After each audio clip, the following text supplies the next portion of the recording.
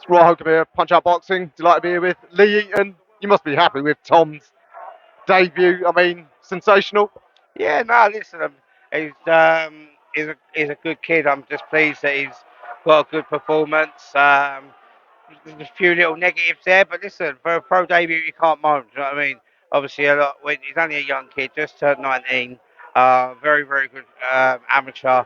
And he's just boxed really well. We've got a very durable kid out of there. So, like, listen, I'm pleased with it. Good performance. I don't think any of the other prospects has done that to Rodriguez. No, listen, I know Joe McGraw got him out early. I think it was Joe McGraw, but obviously Tom literally battered him before, like, for the till the fourth round.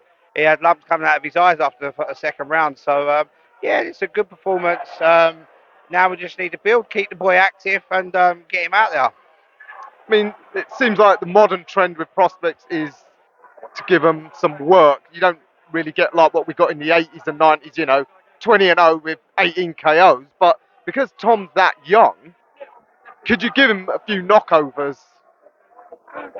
Listen, as a matchmaker myself, I'll be matching with fights, and I'll be matching with different styles along the way. But listen, he needs different fights, and I'll be keeping him active. Obviously, with Nissa and Sowland brothers, with Wasserman Channel 5, hopefully they're going to keep him active. Obviously, he's contracted to a certain amount of fights a year, so I'm looking forward to just getting him out there, getting him busy, have 4 or 5 4 rounders, and then move on to 6 rounders, a year of 6 rounders, and then when he's 10 and 0, he's ready to go for them titles. I ain't in no rush. No, at 19 there is no rush, but there's also no shortage of guys around his weight class. Super bantam to feather. Next few years, can be some mouth-watering fights. Yeah, listen, he's going to grow into featherweight, but at the minute he makes super bantam quite well. So yeah, we'll get him down to actual super bantam next time, and then we'll keep moving him along. And he's still planning on going to the Olympics next summer. Listen, the person at the weight above got called, come down in weight and got called above him. So he is the reserve. So in his contract, if they call him, he's allowed to go. I mean, sure, get an Olympic showing, that'll just catapult him straight away. Yeah, it's looking unlikely at the minute because of obviously the next qualifiers are in February and March. But obviously, just if he gets called up, he's ready to go. All right, well, it's going to be a hell of a journey you follow. Just want to ask you about some of the other fighters. Obviously, great news for O'Hara at last, after all the work he's put in, finally got that world title shot. Yeah, December 2nd, we got the interim world title shot. Obviously, we beat Barroso like we believe we can. Obviously, O'Hara, not me.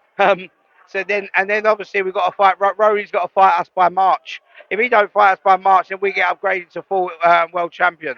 And then we want the big fights, the Ryan Garcias, the Teofimo Lopez, and stuff like that. I want to make sure that O'Hara earns a shitload of money and he can retire a happy man. So yeah, exciting times for O'Hara Davies. Do you think Rolly and his team will take that? I mean, the suspicion is it was all game. No, listen, he's not even injured. He just doesn't want to fight O'Hara Davies. That's facts. We've got people out in Vegas have told us that, but listen, it is what it is. Him and his team are playing the game with the WBA, but listen, to me, it's all bollocks. He don't want to fight O'Hara Davies because, listen, he was getting beat up by Barroso. He'd get knocked out by O'Hara Davies. Yeah, I thought, well, if one tank can send you into orbit, what will two tanks do here? I love that. I do like that. You've been waiting to say that, haven't you? That's my punchline for O'Hara. All right, well, like you said, first thing he's got to get through Barroso, and then, I mean, 140 is such a hot division. So many big fights for him.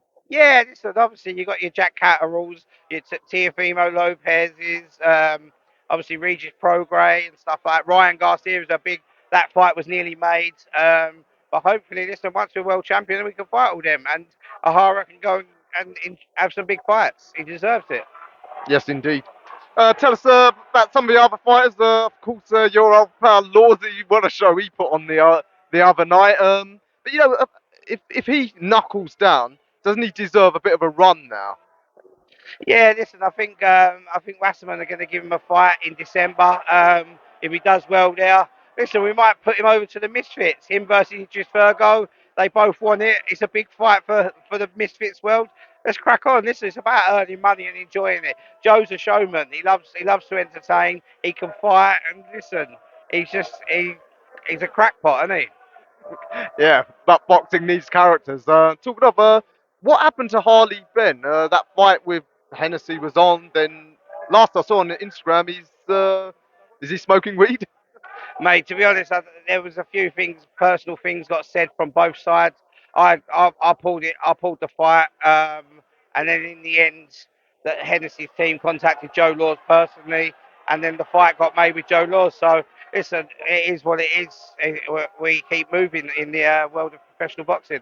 Is Harley still boxing? I think so. I think so. He's not with me no more, but I wish him all the best for the future, and hope he keeps going. No problem. All right. Well, good luck to him, whatever he's doing. Any other news of any of your fighters? Yeah, listen, got loads happening at the minute. I've got Lee McGregor versus Isaac Lowe, and I've got Gavin Gwynn headlining at York Hall for the European title. I've got Sean McComb fighting Sam Maxwell, Laylee Buttigieg, Nelson Birchall debut in. I've got three fighters fighting for the Commonwealth Silver on top tier promotions. Constantine Ursu, James Osborne, and Jack Martin versus CJ Challenger, both my fighters. Yeah, obviously lots of different stuff happening. Just waiting on dates for Nina and Dina. Segaline the Burst defending her world title against Tyson Gallagher. Listen, the list goes on. I can't name them all because I'll be here all day.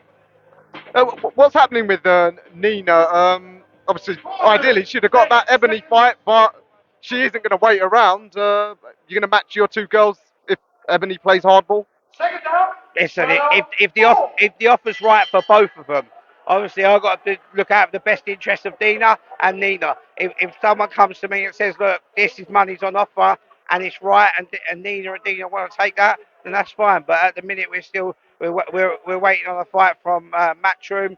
Obviously Ebony's fighting in December. I think there might be a change of opponent now. But yeah, listen, Nina wants the Ebony fight. There's been a bit of bad blood, a bit of beef. Hopefully that fight can get made, but if not, it might be Nina and Dina. But listen, whatever happens, it'll be a massive fight for both of them each. Next. All right. Well, let's hope we can get something worked out for them.